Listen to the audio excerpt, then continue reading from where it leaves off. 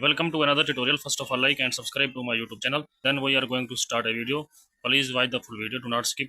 Open the pixel app, select the shape, duplicate the shape, change the color, go back the shape, orange color, the 3D shape, extraction, duplicate the shape,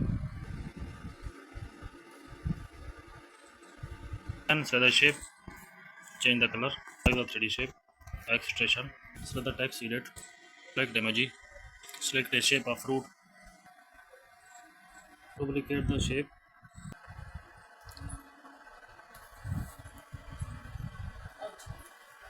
change the background color, select the color option, adjust the color. Please like the video and subscribe the channel.